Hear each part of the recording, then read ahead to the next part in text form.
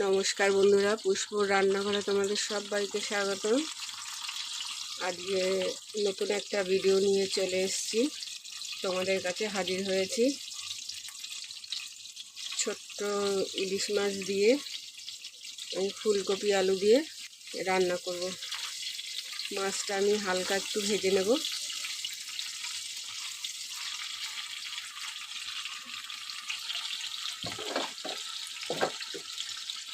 আর এখানে ফুলকপি আর আলু কেটে নিয়েছি। চলো এবার মাছটা তুলে নিই। সামান্য জিরে ফোড়ন দিয়ে দিয়েছি।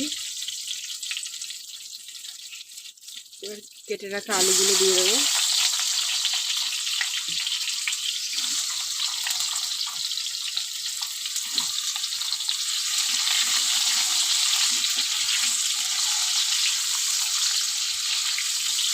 আলুটা একটু ভাজা ভাজা করে নেব।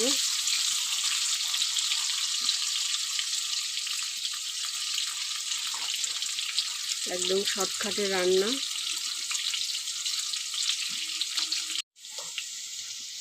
এখন আমি কেটে রেখেছিলাম ফুলকপি আর কাঁচা লঙ্কা দিয়ে দিলাম।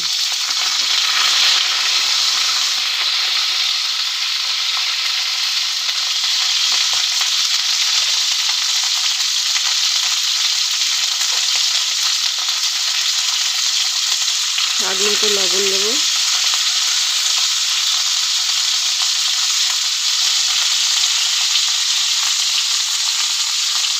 এক চামচ হলুদ গুঁড়ো দেবো। সুন্দর করে আমি ভেজে নেব।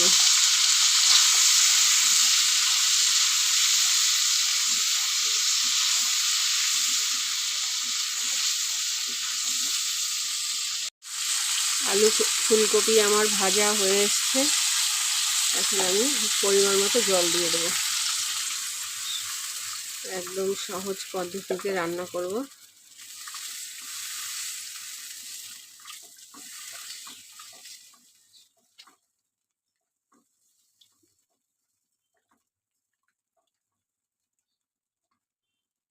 এবার আমি ঢাকা দিয়ে দেবো 5 মিনিটের জন্য ফুটাতে।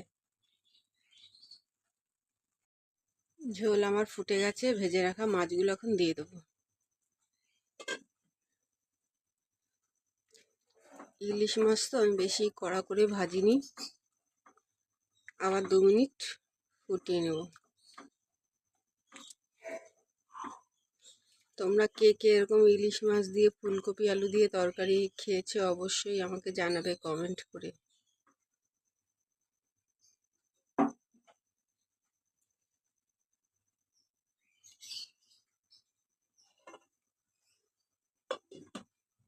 চলো ফিরে আসছি।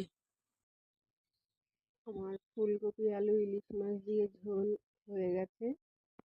এবার আমি নামিয়ে নেব। দেখো বন্ধুরা কেমন হয়েছে ইলিশ মাছ দিয়ে ফুলকপি আলুর ঝোল। তোমাদের যদি ভালো লাগে তাহলে তোমরা এইভাবে করে অবশ্যই খেয়ে দেখবে। আর যদি ভালো লাগে তাহলে কমেন্ট অবশ্যই করবে, সাবস্ক্রাইব করবে, শেয়ার করবে। এখনের মতো রাখি বন্ধু, টাটা।